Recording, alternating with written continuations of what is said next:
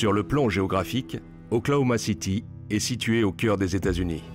Ce qui ressemble plus à une petite ville qu'à une mégalopole est probablement le dernier lieu qu'on s'attendrait à voir visé par le terrorisme. Jusqu'à ce matin du 19 avril 1995. Good morning. In this proceeding with regard to application 95-501 for a groundwater permit, we'll present evidence here, evidence from the applicant.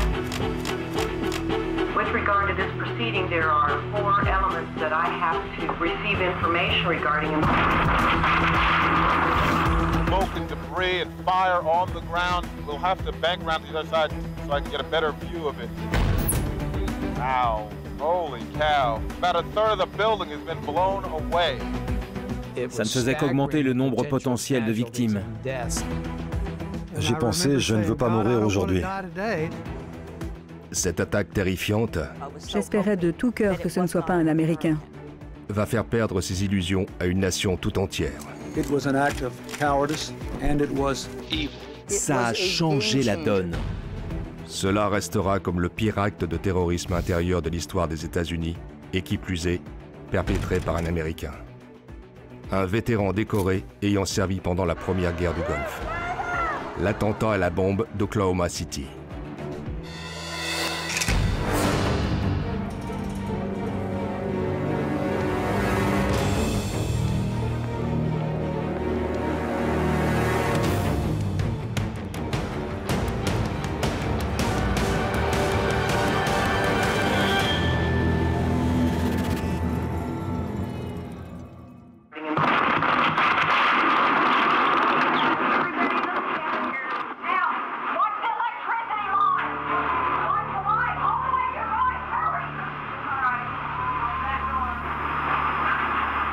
Okay, I'm ready. Okay, let's go. Tammy, you can see thick black smoke billowing from the federal court building downtown. We are seeing literally dozens of people that are bleeding. Some of them you can't even make them out. They are so badly injured. L'impact est immédiat et touche le pays tout entier. An explosion in Oklahoma City with worldwide implications and enormous consequences. The bombing has sent shockwaves through Washington. There is increased security nationwide. The Pentagon has activated its emergency disaster response. It could be a contractor, it could be a wacko, it could be a professional. You don't have to be a rocket scientist to create this kind of bomb. Une fois que les choses se sont un peu tassées, 2 questions résonnent dans tous les esprits. Qui et pourquoi? Les réponses vont provoquer un véritable choc. L'homme derrière cet attentat dévastateur est un Américain. Son nom est Timothy McVeigh. Tim McVeigh était l'un des nôtres. C'était un héros de guerre. Il a grandi dans la banlieue de Buffalo. Il fallait qu'on sache. On se sentait dans l'obligation de découvrir qui était cet homme. Timothy McVeigh est né le 23 avril 1968 dans la ville de Lockport, dans la partie nord de l'État de New York. Au dire de tous, il a eu une enfance et une adolescence ordinaires. On ne nous a jamais rien dit qui aurait pu nous alerter sur le fait qu'il allait faire une chose pareille. En fait, quand il était adolescent, c'était le genre de jeune homme que les gens du voisinage choisissaient volontiers pour garder leurs enfants. C'était un très bon élève dont le niveau d'intelligence était au-dessus de la moyenne. Parfois, en analysant le passé d'un criminel, on se rend compte qu'il a été victime d'abandon ou de mauvais traitements dans son enfance. On voit comment il a pu en arriver là. Mais il n'y avait rien de particulier dans les antécédents de Tim McVeigh. Mais le jeune McVeigh a pourtant un côté sinistre. Alors qu'il est encore adolescent, il découvre le livre « Les carnets de Turner ». C'est un roman raciste et haineux qui parle d'une insurrection armée menée par des suprémacistes blancs contre un gouvernement fédéral oppressif.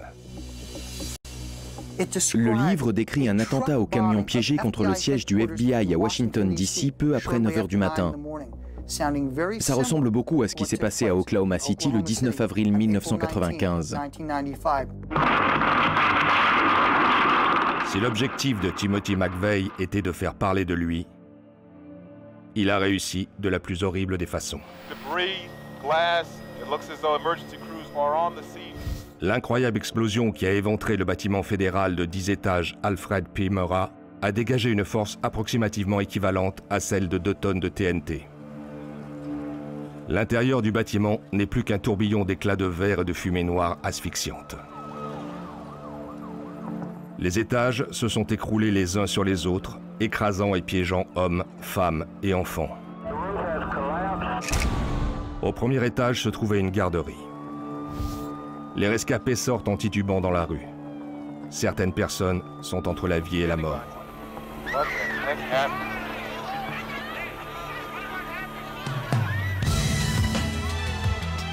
Je me souviens avoir vu une lueur jaune, et puis j'ai perdu connaissance. La puissance de l'explosion m'a plié en deux sur mon bureau.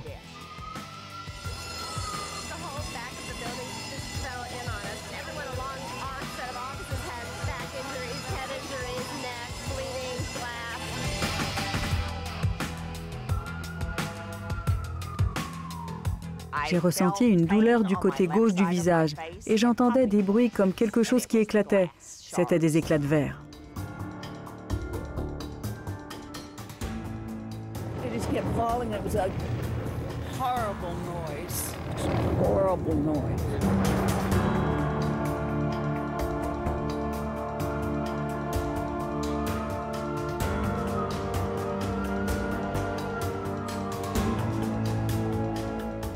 Je me souviens avoir dit, mon Dieu, je ne veux pas mourir aujourd'hui, pas dans ce bâtiment. Si ça ne vous dérange pas, remettons ça plus tard.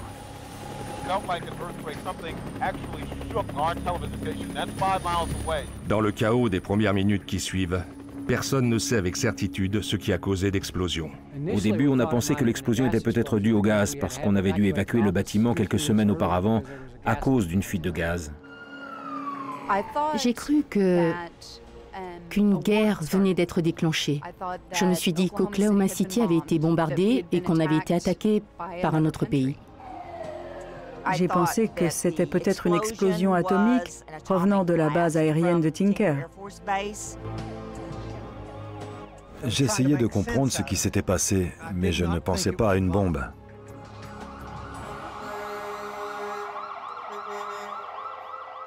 They have dog teams here searching for survivors and for bodies. Une multitude de personnes ont été tuées sur le coup. Plusieurs centaines sont blessées. Le rayon de la zone de déflagration s'étend sur 16 pâtés de maisons. Mais le bâtiment Meurrah constitue le point zéro.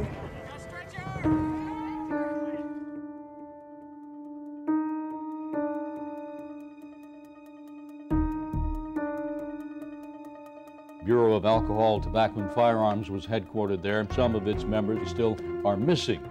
Il y avait les bureaux de la sécurité sociale dans le bâtiment. Il y avait aussi une garderie. D'après les premières estimations, il y aurait eu 1 millier de personnes à l'intérieur. Ça ne faisait qu'augmenter le nombre potentiel de victimes de cet attentat à la bombe. Tout ce qui se trouvait autour du bâtiment était encore en feu. Les voitures de l'autre côté de la rue étaient en feu, tout comme les arbres sur le trottoir. People at this hour are literally trapped in the Alfred Murrah building in downtown Oklahoma City. Get back! Everybody, get back! They have found a bomb in the building. 1h30 après l'explosion, la panique s'empare à nouveau de la ville. Les premiers secouristes sur les lieux viennent de trouver ce qui semble être une deuxième bombe. Les opérations de secours sont suspendues. Une zone de 4 pâtés de maisons est rapidement évacuée. Heureusement, ce n'est qu'une fausse alerte. Mais les secours ont perdu de précieuses minutes. Le temps que les opérations de secours reprennent, le secteur grouille d'enquêteurs.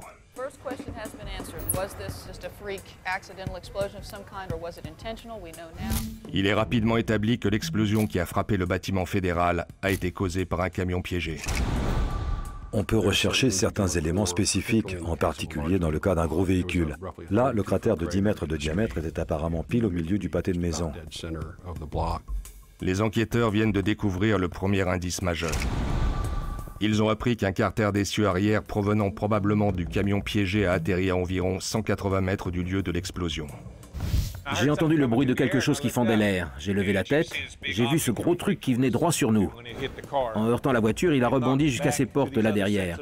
J'ai regardé devant ma voiture, j'ai vu cet essieu par terre et j'ai dit à mon épouse, Sonny, c'était un véhicule piégé. Early indications are the bomb was a half-ton homemade bomb that was made of common fertilizer and fuel oil. Heureusement, le numéro de série caché du camion est gravé sur le carter d'essieu arrière. À l'aide de ce numéro, on a pu remonter jusqu'au véhicule lui-même et l'identifier comme un camion de marque Ford appartenant à la société de location Ryder. La société Ryder informe le FBI que ce camion avait été transféré à l'atelier de carrosserie Elliott's, situé à Junction City dans le Kansas, à plus de 400 km au nord d'Oklahoma City. Des agents du FBI découvrent que le camion avait été loué 2 jours plus tôt. Les papiers de location ont montré que le véhicule avait été loué par un certain Robert Bob Kling.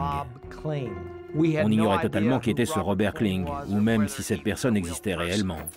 Un employé fournit une description détaillée de Kling et d'un autre homme qui pense avoir vu en sa compagnie.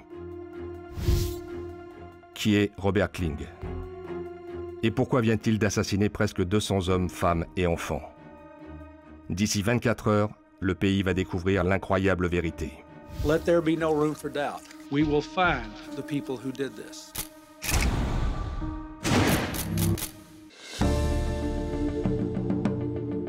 C'est l'un des jours les plus noirs de l'histoire de l'Amérique. This is just devastating.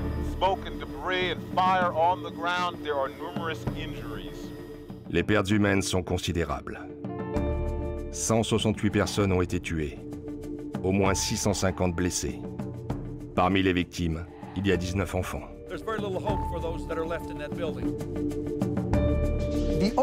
L'attentat à la bombe d'Oklahoma City restera dans l'histoire comme l'un de ces moments fondamentaux pour lesquels les gens se souviendront où ils étaient quand ça s'est produit. This is the grisly, meticulous search effort to find bodies.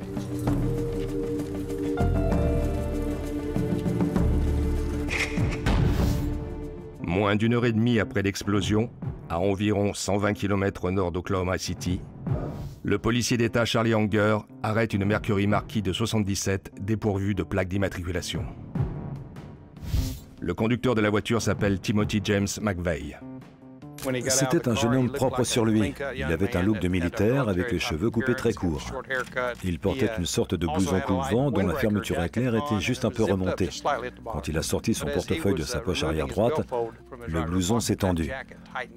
Là, j'ai vu un renflement sous son bras gauche qui m'a semblé être une arme. Alors j'ai attrapé l'extérieur de son blouson à cet endroit et je lui ai ordonné de lever les mains et de se retourner. En même temps, j'ai sorti mon arme que je lui ai collée sur la nuque. Il m'a dit « Mon revolver est chargé ». Je lui ai donné un petit coup avec le canon et j'ai répondu « Le mien aussi ».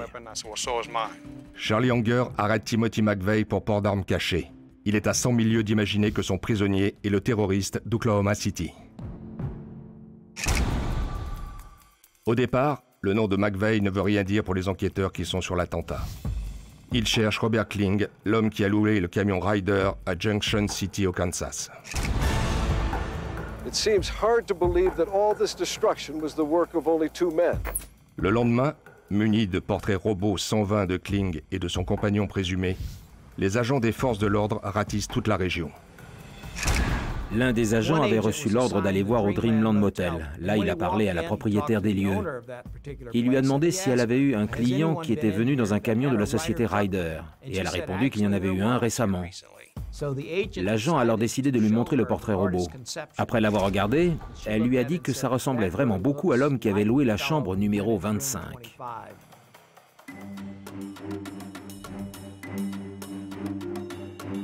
Il avait loué la chambre sous le nom de Tim McVeigh.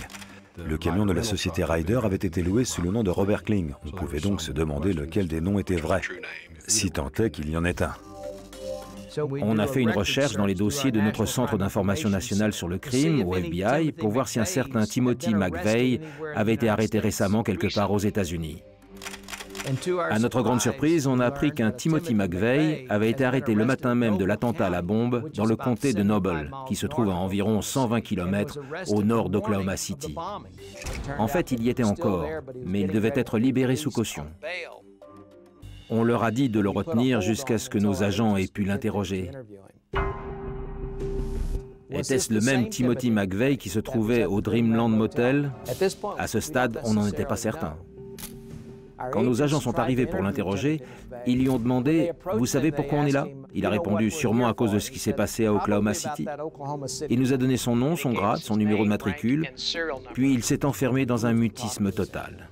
À Washington, la ministre de la Justice, Janet Reno, annonce l'arrestation du suspect.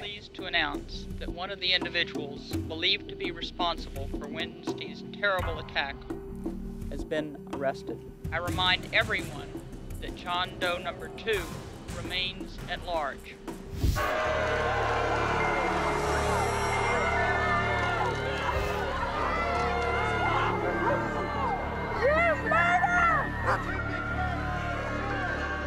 Lors de son transfert du tribunal local vers Oklahoma City, Timothy McVeigh doit faire face aux cris d'une foule en colère qui le traite de tueur d'enfants.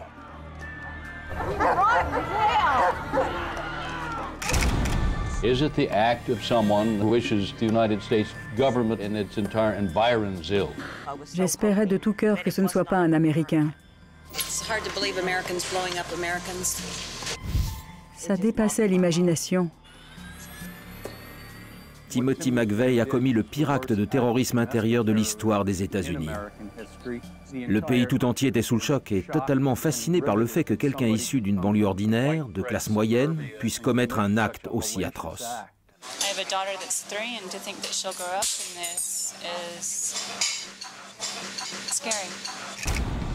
Les enquêteurs sont persuadés que Timothy McVeigh est l'inconnu numéro 1 du portrait robot de la police.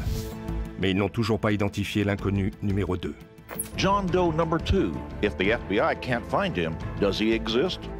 FBI Chief Louis Freeh sent him this message: there is no place on earth where you will be safe. L'adresse dans le Michigan, figurant sur le permis de conduire de McVeigh, est celle d'un homme du nom de James Nichols. C'est une avancée capitale. Le frère de James Nichols, Terry, est un ami proche de McVeigh depuis qu'ils se sont connus au service militaire. Tout comme McVeigh, Terry Nichols est connu pour ses positions anti-gouvernementales. Terry Nichols, just 4 days before the blast, took out a new insurance policy on his pickup truck. Très vite, un mandat d'arrêt est émis. Et à la fin de la journée, Terry Nichols se rend aux autorités. Dans le bâtiment Murrah, on n'essaie plus de sauver des gens, mais de récupérer des corps. Authorities in this building behind me are coming across more bodies. Ces opérations de recherche vont durer au moins 2 semaines. La plupart des rescapés voulaient se rendre à toutes les funérailles et assister à 16 cérémonies funéraires. Ce n'est pas facile, croyez-moi. C'était très dur, mais on devait le faire. 2 women are believed to be still in the building with authorities and elderly men. Le 5 mai 1995, alors que 3 victimes gisent encore sous les décombres, les recherches prennent fin. Ce n'était pas 2 ou 3 personnes d'une ville ou 2 ou 3 personnes d'une autre. C'était Oklahoma City. L'acte terroriste visait cette ville en particulier. L'acte terroriste visait ses habitants. C'était un coup d'épée dans le cœur d'Oklahoma City.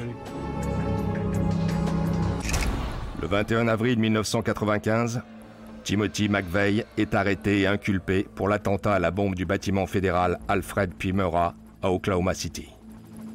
Stephen Jones est l'avocat commis d'office pour défendre l'accusé. Il rejette immédiatement toute possibilité de plaider l'irresponsabilité pour aliénation mentale. Timothy McVeigh n'était pas un fou. C'était quelqu'un de tout à fait sensé. Il a été interrogé par plusieurs psychologues et psychiatres et il ne montrait aucun trouble évident sur le plan mental ou émotionnel. On se pose donc la question, pourquoi un homme ne souffrant d'aucune maladie mentale va-t-il organiser un attentat à la bombe qui tuera des centaines de gens? Je ne veux pas qu'on interprète de travers ce que je vais dire, mais j'ai été surpris de voir à quel point il semblait affable et sympathique pour un homme qui avait tué 168 personnes de sang-froid. Les journalistes Dan Herbeck et Lou Michel ont passé plus de 70 heures à interviewer McVeigh pour tenter de mieux comprendre ce qui avait pu l'amener à devenir un terroriste. Au dire de tous, le premier tournant pour McVeigh a lieu en 1988, quand il s'engage dans l'armée. Alors qu'il est en garnison à Fort Benning, en Géorgie, lui et son camarade de chambre, Michael Fortier, se lient d'amitié avec leur chef de section, Terry Nichols. Leur point commun, ils ne font pas confiance au gouvernement fédéral. Tim McVeigh s'est tout de suite senti des affinités avec Terry Nichols. Il aimait beaucoup l'écouter et débiter ses théories concernant le gouvernement et la politique. McVeigh participe à l'opération Tempête du désert en 1991. Il reçoit la médaille Bronze Star pour acte de bravoure. Durant son service, il tue au moins 2 combattants ennemis. One thing he did brag me about was in Saudi Arabia when he was there in the war. He was a gunner on a Bradley, and he told me one time about when he was shooting at a Iraqi bunker, and a guy came out and was waving his hands trying to surrender and stuff, and McVeigh started shooting at him with 25mm cannon. Started shooting at him. He said it was 1,100 meters, and the first round hit the guy in the head. Après son retour de la guerre du Golfe, McVeigh espère s'engager dans les forces spéciales, mais il renonce car sa préparation physique est insuffisante.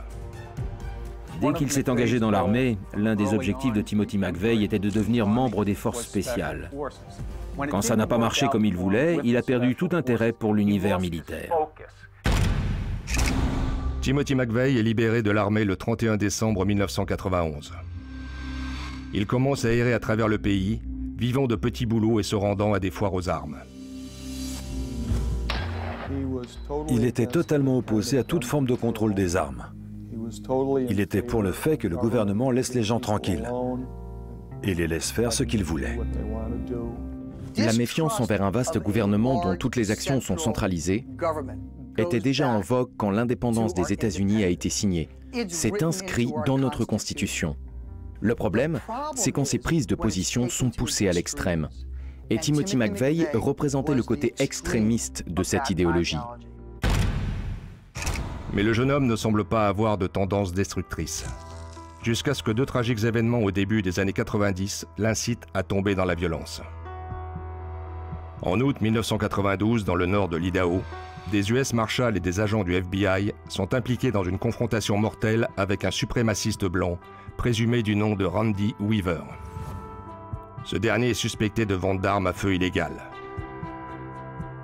Au cours d'un siège de 11 jours, le fils et la femme de Randy Weaver trouvent la mort, ainsi qu'un US Marshal. Le 28 février 1993, à la suite d'une fusillade entre l'ATF, Bureau de l'alcool, du tabac et des armes à feu, et une secte religieuse se nommant les Davidiens, des agents fédéraux assiègent la résidence de la secte près de Waco, au Texas. Une cache présumée d'armes illégales est au cœur de la controverse. Timothy McVeigh est devenu comme totalement enragé à la suite de ces 2 incidents. Mais ce qui l'a fait basculer et a fait de lui un terroriste, c'est ce qui s'est passé à Waco. Timothy McVeigh s'était même rendu sur place pour observer le siège. Il avait garé sa voiture à proximité et avait entrepris de distribuer des tracts anti-gouvernementaux. À l'époque, il avait accordé une interview à au moins un journaliste et avait expliqué à quel point il se méfiait du gouvernement américain.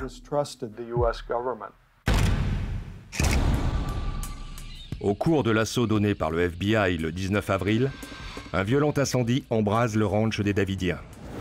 76 hommes, femmes et enfants meurent dans le brasier.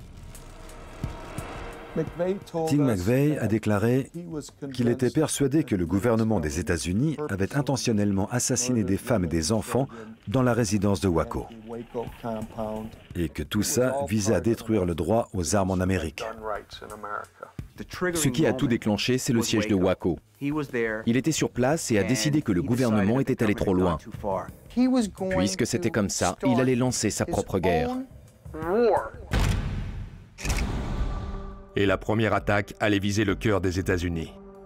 Pour Timothy McVeigh et son camarade de régiment Terry Nichols, cibler un bâtiment fédéral est un acte aussi spectaculaire que symbolique. Leur choix se porte sur le bâtiment fédéral Alfred P. Murrah dans le centre-ville d'Oklahoma City. Il abrite 14 agences fédérales, dont le Secret Service, la DEA Drug Enforcement Administration et l'ATF Bureau de l'alcool, du tabac et des armes à feu. Tim McVeigh pensait que cet attentat à la bombe constituerait la première salve dans un combat contre un gouvernement fédéral illégitime et tyrannique qu'il fallait absolument mettre à genoux. Le 10 août 1995, un grand jury fédéral inculpe Timothy McVeigh et Terry Nichols de 11 chefs d'accusation, dont 8 accusations de meurtre. Ce chiffre fait référence au nombre de responsables des forces de l'ordre tués dans l'explosion. Le 24 avril 1997, 2 ans après l'attentat, le procès de Timothy McVeigh débute à Denver, au Colorado. L'accusation présente ses arguments en premier avec une série d'événements qui ont mené à l'attentat. En milieu d'année 1994, Timothy McVeigh, Terry Nichols et leur ami du régiment Michael Fortier sont prêts à mettre leur plan à exécution. McVeigh a décidé que l'arme la plus efficace serait un camion piégé.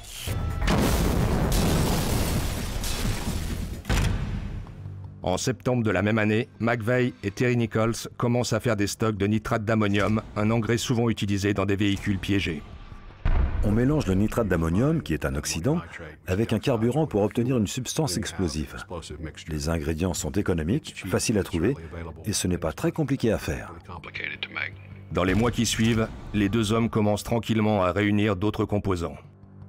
Parmi lesquels du nitrométhane, un carburant utilisé en course de dragster, des charges explosives et 544 détonateurs qu'ils volent dans une carrière à Marion, au Kansas. Puis en décembre, Timothy McVeigh et Michael Fortier se rendent à Oklahoma City pour faire du repérage autour du bâtiment Murrah. On sait avec certitude que Tim McVeigh a étudié plusieurs bâtiments fédéraux et qu'il a notamment surveillé le bâtiment Murrah à plusieurs reprises.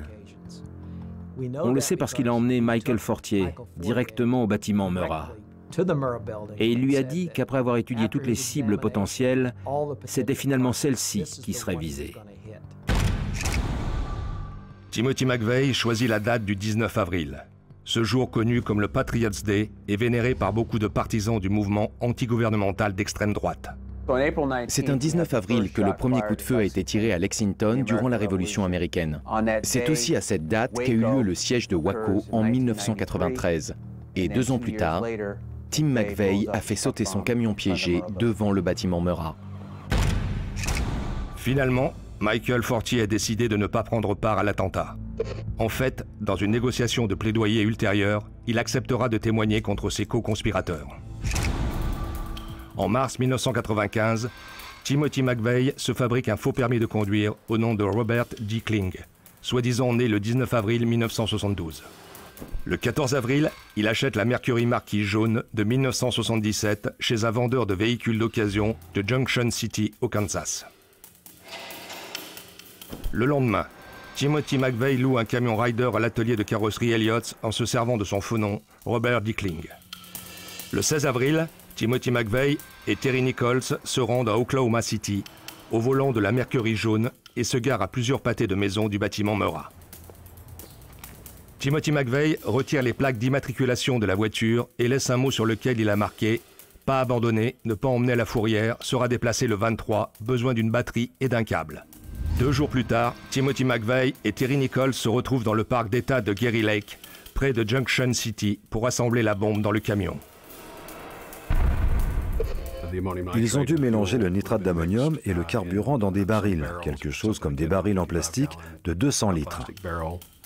Puis, ils ont probablement relié les barils entre eux avec du cordeau détonnant censé servir de charge explosive. Et ils ont dû terminer en reliant le cordeau détonnant lui-même au détonateur.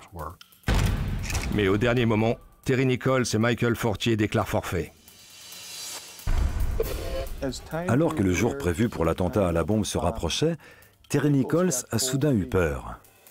Il a décidé qu'il ne voulait plus faire ça. Il s'est sûrement dit que ça allait trop loin. Tim McVeigh lui a hurlé dessus et aurait peut-être même menacé de le tuer. Le matin du 19 avril, Timothy McVeigh, qui est désormais livré à lui-même, se rend à Oklahoma City au volant du camion Ryder. À 8h57, des caméras de sécurité du bâtiment résidentiel Regency Tower, à quelques pâtés de maisons à l'ouest du bâtiment Murrah, enregistrent des images du camion Ryder garé en face. Les enquêteurs pensent que c'est à ce moment-là que McVeigh a allumé le premier détonateur. Quelques minutes plus tard, le jeune homme remonte dans le camion, allume le deuxième détonateur et va se garer du côté nord du bâtiment Murrah.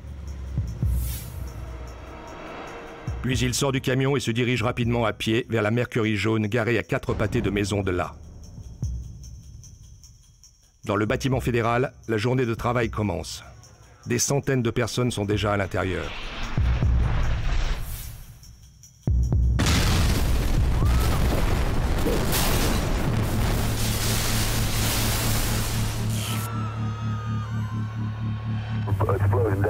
About a third of the building has been blown away. Quand la bombe explose, McVeigh n'est qu'à 2 pâtés de maison de là. Mais il réussit à atteindre la voiture et prend la fuite en empruntant l'autoroute 35 où il ne tardera pas à se faire arrêter pour conduite de véhicules sans plaque d'immatriculation. Parmi les objets trouvés après son arrestation se trouve une carte de visite d'un surplus militaire. Derrière, il y a un mot écrit à la main qui dit « TNT à 5 $ le bâton, il en faut plus ». Pour moi, il ne fait absolument aucun doute que Timothy McVeigh voulait être capturé, qu'il voulait devenir un martyr et qu'il voulait que le gouvernement américain soit responsable de son exécution. Il a laissé derrière lui des petits cailloux pour que les agents fédéraux le retrouvent. Il voulait une mort retentissante en se faisant exécuter par la police. As nearly 2,500 news people begin to settle in for the trial outside the federal courthouse, so is the city of Denver. Durant son procès, Timothy McVeigh ne nie pas avoir mis en place le camion piégé. Il indique à ses avocats d'utiliser la défense fondée sur l'état de nécessité. Autrement dit, il aurait agi en état de légitime défense contre un gouvernement fédéral oppressif. Timothy McVeigh considérait son procès fédéral comme une tribune improvisée à plusieurs millions de dollars pour ses positions anti-gouvernementales. Il avait l'impression de ne pas avoir eu d'autre choix que de faire sauter un bâtiment en tuant 168 personnes.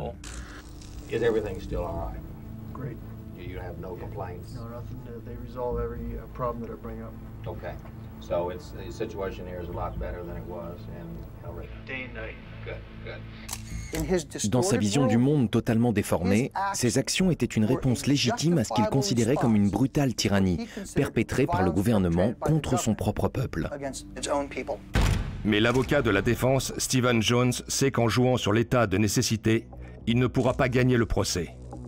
Il choisit donc une autre voie, soutenir que McVeigh faisait partie d'un complot beaucoup plus important. La plus grande question de l'attentat à la bombe d'Oklahoma City est de savoir qui d'autre, à part Tim McVeigh, Terry Nichols et Michael Fortier, y a participé. Il est pratiquement certain qu'il n'était pas seul. Il y a beaucoup de conjectures sur l'homme qui aurait été vu avec Timothy McVeigh à la société de location de camions. Le portrait robot de celui que l'on appelle l'inconnu numéro 2 ne correspond ni à Terry Nichols ni à Michael Fortier.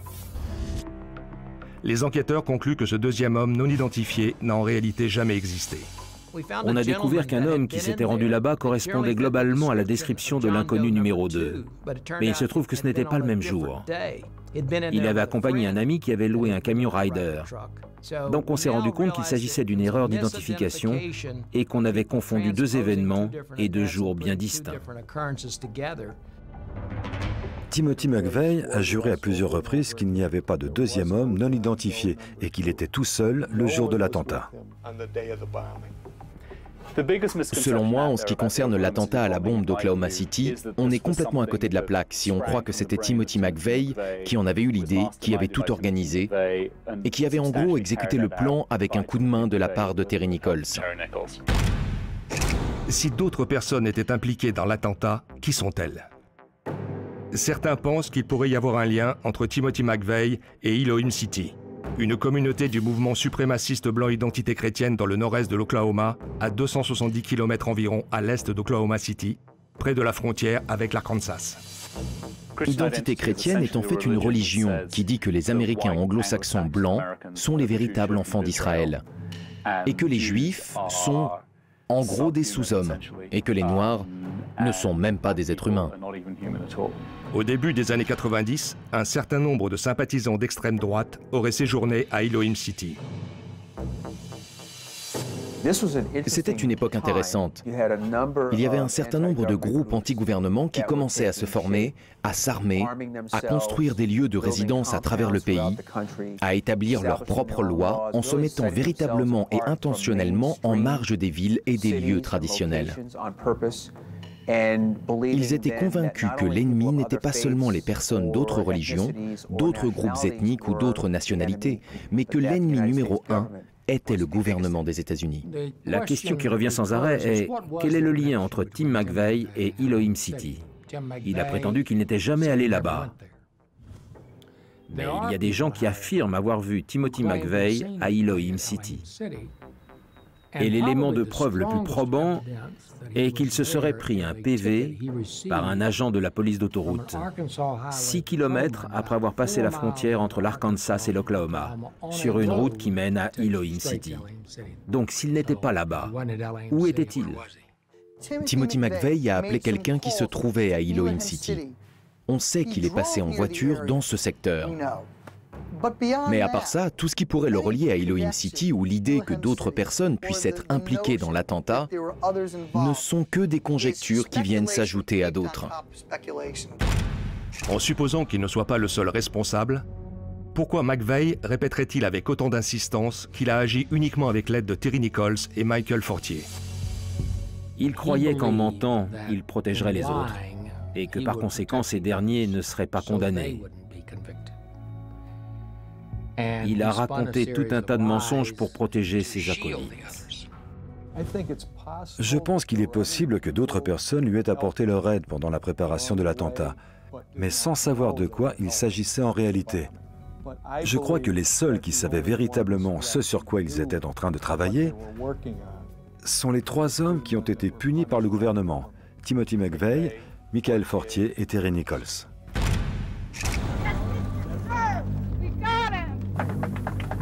Two years and 44 days after the worst terrorist attack on United States soil, a verdict has been rendered in the bombing trial of Timothy McVeigh.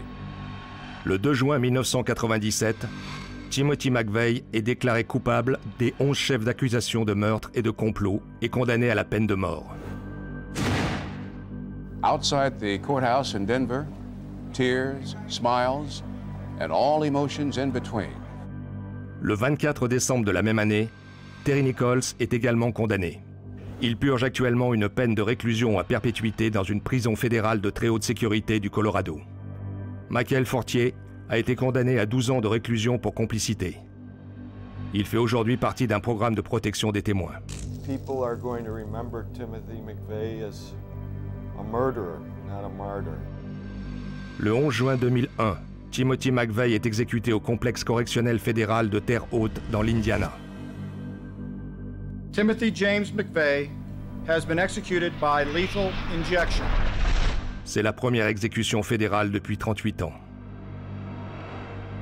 Timothy McVeigh, même au moment où il a été exécuté, est resté droit dans ses bottes. Il n'a jamais changé d'avis ni exprimé aucun regret.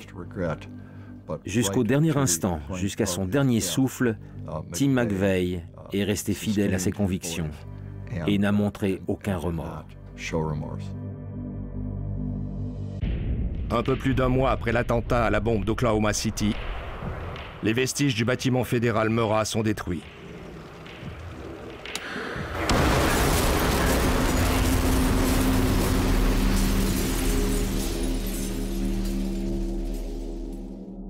Aujourd'hui, le site abrite le mémorial et musée national d'Oklahoma City.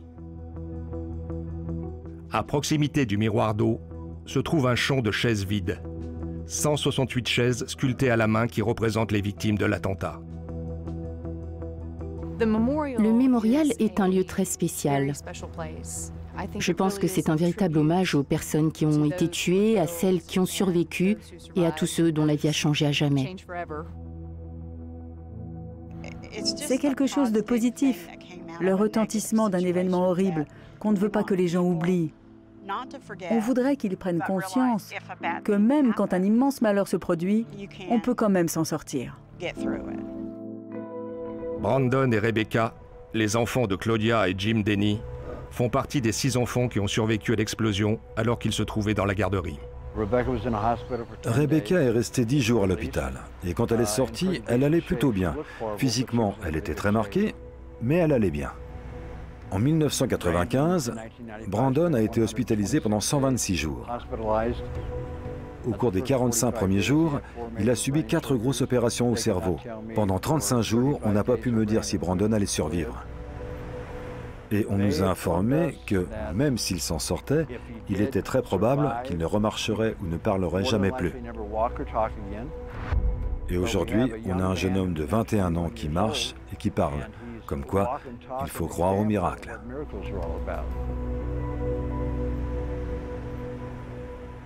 L'attentat à la bombe d'Oklahoma City reste le pire acte de terrorisme intérieur de l'histoire des États-Unis. Il a entraîné des changements qui se font encore sentir aujourd'hui. Les gens oublient à quel point le monde était différent quand l'attentat s'est produit. Je crois qu'à travers le monde, ça fait voler en éclats ce sentiment qu'avaient les gens d'être à l'abri, en sécurité. Si ça peut arriver à Oklahoma City, ça peut arriver n'importe où. Si ça peut m'arriver à moi, ça peut arriver à n'importe qui. On est devenu une société beaucoup plus méfiante. On a mis en place des barrières autour des bâtiments fédéraux. La sécurité est renforcée. Timothy McVeigh est à l'origine du mouvement qui aboutira à la création du département de sécurité intérieure. Parmi les autres changements, des améliorations considérables ont été apportées dans le domaine de l'ingénierie. Désormais, les bâtiments résistent mieux aux forces extrêmes, qu'elles soient l'œuvre de l'homme ou de la nature. Les lois adoptées à la suite de la catastrophe ont permis aux victimes et aux familles touchées par des attaques contre l'attentat à la bombe d'Oklahoma City de mieux se faire entendre. Timothy McVeigh croyait qu'il allait pousser les gens à se révolter et à se rebeller contre leur gouvernement, que ça allait marquer le début d'une révolution. Et en fait, c'est tout le contraire qui s'est passé. On a vu une communauté qui affichait un soutien total envers ses forces de l'ordre, ses combattants du feu et son gouvernement. Ça montre bien que quand on s'y met tous ensemble, avec notre cœur et notre esprit, on peut faire en sorte qu'un terrible drame donne naissance à quelque chose de positif. Mais la détermination ne suffit pas à nous protéger contre toutes les menaces. Les événements continuent à prouver que les sociétés libres doivent rester vigilantes. Le tragique attentat à la bombe qui a tué 3 personnes et en a blessé 250 lors du marathon de Boston en 2013 en est le parfait exemple.